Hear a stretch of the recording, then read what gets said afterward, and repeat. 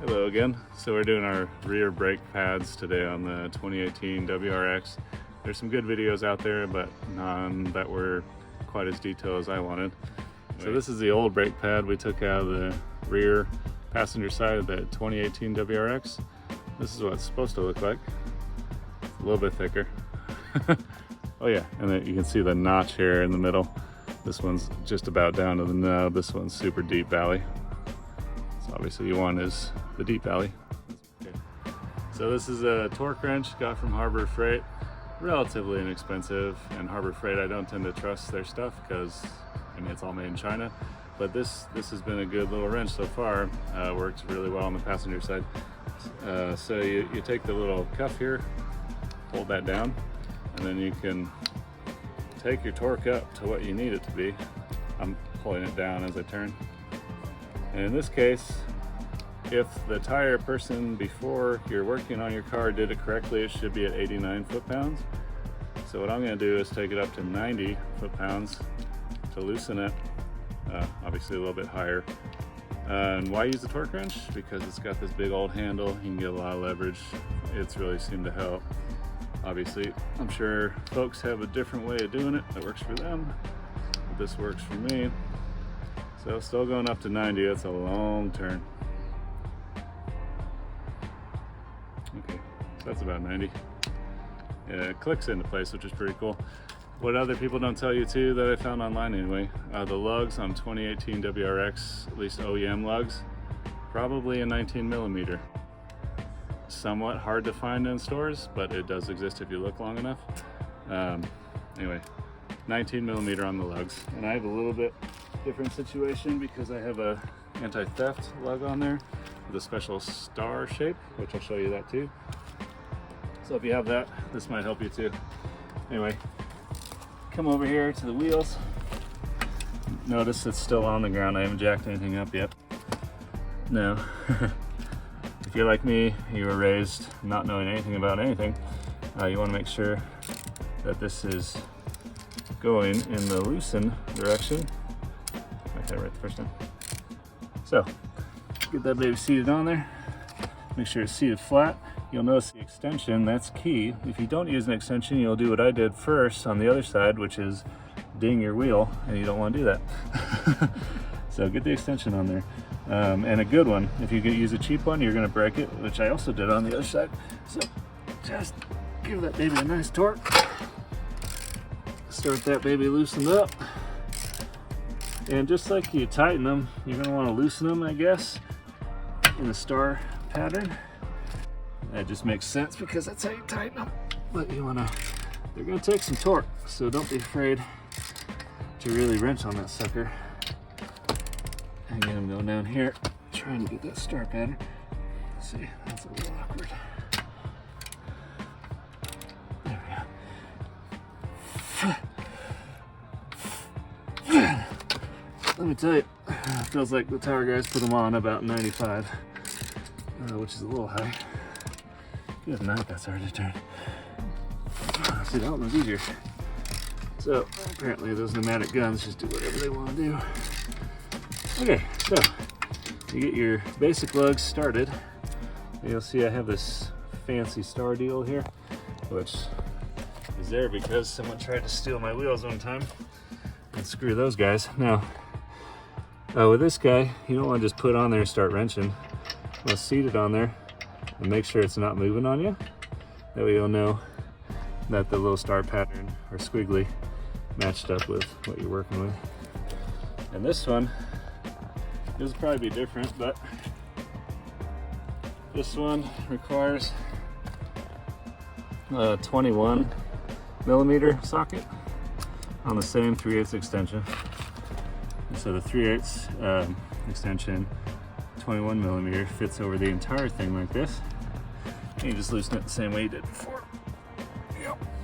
Except, of course, they really wouldn't handle it.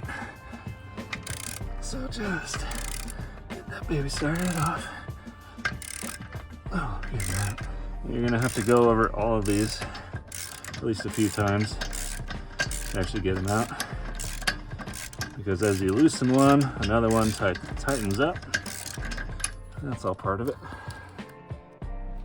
So you can see all the lugs are off. Some got a little snug near the end, whereas others are sticking out more. That's gotta just be because we created a different tension. Obviously this is still sitting on the ground, so I'm hoping that'll sort itself out once we put the wheel back on, once it's in the air. So I'm just sliding the jack here under the car, under the jack point. There's two little notches down here.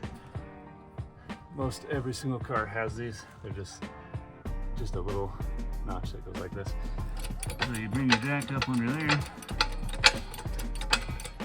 Oops, don't make your handle come off, that doesn't help me with it. Cheap jack, but it is rated pretty high. It wasn't even that cheap, it's just cheaply made, which is unfortunate. So bring that sucker up off the ground. It's gonna kick on you, because I already took the lugs out. So then I'll take the wheel off. And I like to keep it in relatively the same orientation as I took it off. Make it easier to line up those lugs after. So I'm set it like that.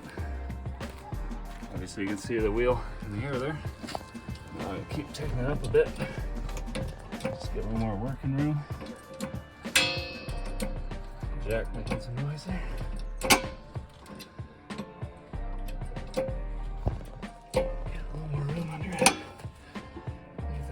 Down. Here's my jack stand supporting. Now, I don't know if this is technically the right place to place this jack stand. Technically, the jack stand should be under here just in case. As you can see, I'm jacking from the side. I don't trust jacking it right in the middle on that plate. That just seems worse to me. Anyway, now we're in the air.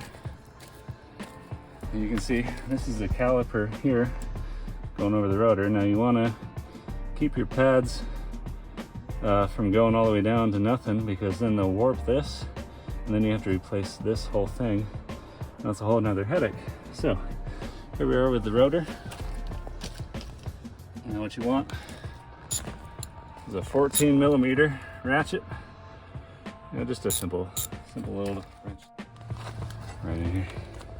There's a bolt right here and right down here. Same orientation on this little squishy thing. So we're gonna loosen those up and then I'll show you what happens after that. Feels weird when you're loosening these bolts from behind because you have to think about looking at it in front of you. Just make sure that thing is set to loosen and then turn as you would. And I like to just keep a thumb on the socket as you turn it, because you can see this wiggling all around. Otherwise you'll just be turning forever. This at least helps it grab something. So the top one is pretty darn loose. You go to the bottom one here. Same thing. Just break that sucker loose. You can already see this starting to wiggle. That's what you want, because we gotta get that baby off of there. And that's what this here cinder block is gonna come in handy for. Make sure you got something. It doesn't have to be a cinder block, but make sure you got something nearby to hold this housing up. Otherwise, if you screw up and drop this and wrench this line here, I'm given to understand you're gonna have all kinds of problems. So we're gonna pop out these, I don't know, set screws. They're kind of, well, they feel long. They're not all that long. Can you see that sweet? Popping out those screws. There's the bottom one. Here's the two. Set those aside. Now this whole thing is gonna come off. This is what you don't want to let dangle, because if you screw up this hose, God help you. You can also see this little piston right here. Now a lot of folks get bent out of shape that they don't squeeze this in before they take this off, but it's not a big deal, because as you'll see in a minute, there's a little device that will push that right back in. And you can use a C-clamp, but this other thing I think is way easier. And I actually just rest it. I do that for the moment, just until we get these pads out, front and back here, you see? And in order to get those going, just take your little flathead screwdriver. Be sure not to bump that. Just wedge that sucker out. And obviously don't get crazy with it. Just wedge it enough to where it starts to give on you. Oh boy, that's really, this one's fighting me more than the other side did. Let's see. Here we go. There, so those just come out like that. You can see the old one. Obviously it looks a little worn like the other side. That's good, they're wearing even. Note that the little pin is on the bottom here. And obviously you want the pads, these guys, facing inside on the rotor. And it's a little hard to see. You have to come in here, see? But there's a clip at the bottom here and one at the top. See those clips? This essentially just slides in that valley. It's super hard to see now. Slides in the valley between the clips. You slide the new one in. So I'm gonna grab the new one. So it's kind of odd. However, this came, this Duralast Gold, only one side had the squeal. So pay attention to if you hear that, because the other side doesn't have it. Anyway, you can get yourself a little brake lubricant. Put that on the top notches here. Kind of work that in a little bit. You don't have to use a ton. Just enough to cover the stuff. This is supposed to help with getting rid of squeals and stuff from the start, which I'm all for. So work that in there. There you go. And it's gonna be hard to see. Again, this side is facing the rotor. So we're gonna slide that back in. There's a little valley in here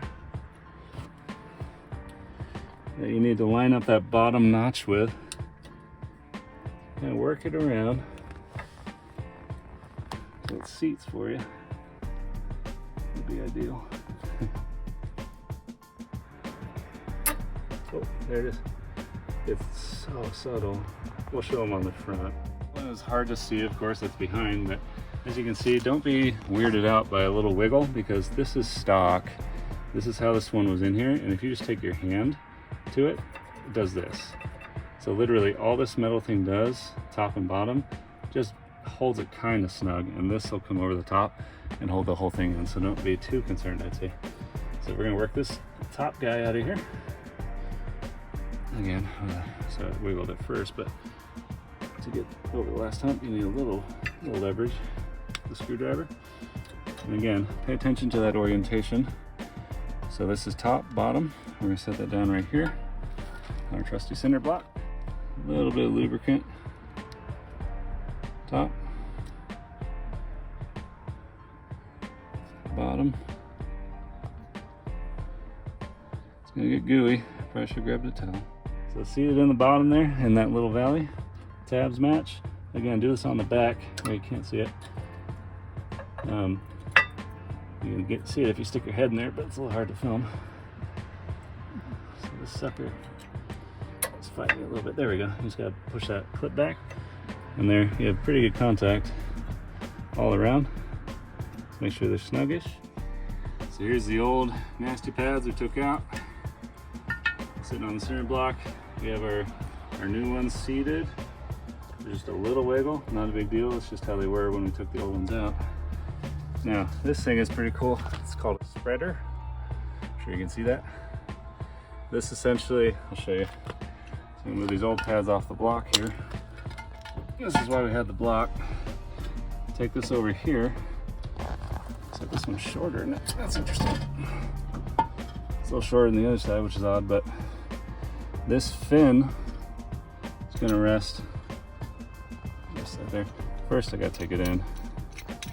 It's too wide. So this fin is gonna rest under this little U shape on the mount here. Make sure you can see that, sweet. The plunger here will line up with this little, they call it a piston, even though it doesn't move like a piston. It's kind of like a little hole that is spring loaded. And then you're gonna take and turn this top plunger. Again, the C-clamp does the same thing, But to me, that's just all over the place. You might go in the hole, you might go around it, you might hit whatever. Just turn this guy until it stops turning. That'll tell you when the piston's seated all the way down, which is what you want. Don't go ham on it. Just until it, keep turning until it stops. See that stop? So the piston is reset. That is a very important step. Do not skip that step. You won't have any brakes. You'll be mad at me. By the way, this video is for entertainment purposes only. I'm given to understand that's important to say. So now you can see the piston seated all the way down. That's what you want. Now once you pump your brakes, that'll reset it. For now, I'm gonna reposition this over our newly replaced pads. And these are squishy, which is helpful. So we get that guy, little claw seated over there. Grab our little mounting bolts. I like to do the bottom first. You know, you're tacked in place. Top one. And they say, pretty sure it's 20 foot-pounds of torque on these back ones. But honestly, who's gonna fit a torque wrench under here? I just give it a nice turn until it's seated, but not going ham on it, like I said. So get that top one seated, get the bottom one seated, go back to top. And I'm not giving it a ton here, just enough to make sure it's really firm. There we go, that's firm. So I'm gonna take out the jack before you set the car down, otherwise you also hate life. And now, we're gonna grab the wheel, which will hopefully be mostly the same orientation as we took it off. So, go ahead and seat that guy. So, once your wheel's back on, temporarily in place, what I like to do, and I think you will too, start at the bottom. That's the part that wants to kick on you the most. Hashtag gravity or something.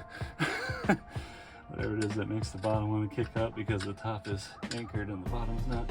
And this is good, folks, because those bolts that were looking really snug when we took it off are not sticking out properly. Now it's in the air. So that's a win. It's a Naird family team win. Space Force. This here.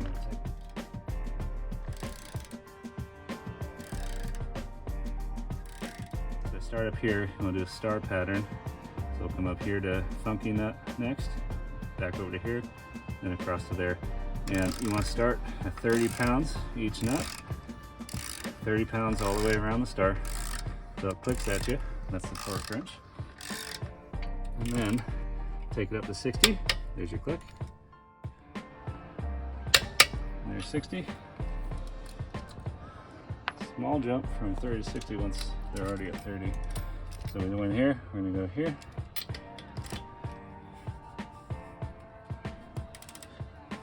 There's 60, back over here. 60, back over here. 60, back over here. 60, good. Now, I'm gonna take that sucker up to just below 90 because we need 89 on all the lugs. Imagine the tire shop would have just a slightly easier time with this. Take it all the way up here. This is a 0 to 100 foot-pounds torque wrench. 89. A little torquing. That's what I call a torque wrench.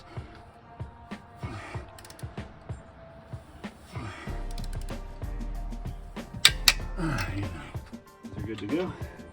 Gently release your jack. Might be tempting to just turn the handle real quick. In this case, I had a little pressure relief valve down here. Either way, turn them slow. You're gonna drop this thing fast, drop it like it's hot, and you wish you didn't. Slowly, yes. Meanwhile, jack, support jack, is out everywhere. Don't just slam your brakes down. That's not how you're supposed to do it evidently. Just push it halfway.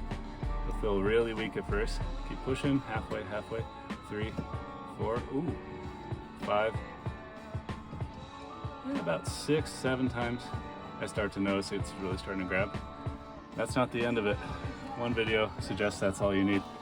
What I found, wherever you're parked on the street, in your driveway, start your car up, go back and forth at least a few times until you actually feel your car stop. If you just trust this and go out on the road, you're going to be screwed at the first stop sign. So keep that in mind. Even when you start it, you're going to feel the brake give on you. Pump it a few more times. Yeah. Good grab, baby. No screech, they grab just fine. Remember, pump that brake before you go out on the road, folks.